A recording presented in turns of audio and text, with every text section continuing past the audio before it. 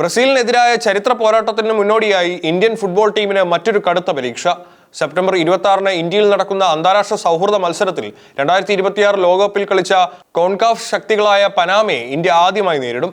ബ്രസീലിനെതിരായ ചരിത്ര പോരാട്ടത്തിന് മുന്നോടിയായി ഇന്ത്യൻ ഫുട്ബോൾ ടീം മറ്റൊരു കരുത്തരായ എതിരാളികളെ നേരിടാൻ ഒരുങ്ങുന്നു. ഒക്ടോബറിൽ നടക്കാനിരിക്കുന്ന 5 തവണ ലോക ചാമ്പ്യന്മാരായ ബ്രസീലിനെതിരായ മത്സരത്തിന് മുന്നോടിയായി 2026 ലോകകപ്പിൽ മത്സരിച്ച കോൺകാഫ് മേഖലയിലെ പ്രമുഖരായ പനാമയെയാണ് ഇന്ത്യ നേരിടുന്നത്. സെപ്റ്റംബർ 26-ന് ഇന്ത്യയിൽ വെച്ച് നടക്കുന്ന ഈ അന്താരാഷ്ട്ര സൗഹൃദ മത്സരത്തിന്റെ വേദിയും സമയക്രമവും അഖിലേന്ത്യാ ഫുട്ബോൾ ഫെഡറേഷൻ ഉടൻ പുറത്തുവിടും.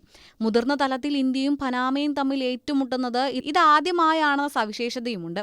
കോൺകാഫ് മേഖലയിൽ നിന്ന് യോഗ്യത നേടി ലോകകപ്പിൽ ഇംഗ്ലണ്ട്, ക്രൊയേഷ്യ, ഘാന എന്നിവർ ഉൾപ്പെട്ട ഗ്രൂപ്പ് എല്ലിൽ വീറോടെ പോരാടിയ ചരിത്രമാണ് പനാമയ്ക്കുള്ളത്.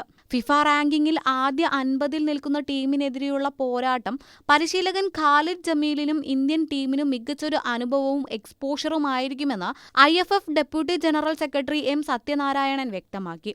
ഒക്ടോബർ 3-ന് കൊൽക്കത്തയിലെ സാൾട്ട് ലേക്ക് സ്റ്റേഡിയത്തിൽ നടക്കുന്ന ബ്രസീലിനെതിരായ ചരിത്രപരമായ പോരാട്ടത്തിന് പുറമെ നവംബർ 12, 15 തീയതികളിൽ ന്യൂസിലാൻഡിനെതിരെയും ഇന്ത്യ മത്സരങ്ങൾ കളിക്കുന്നുണ്ട്.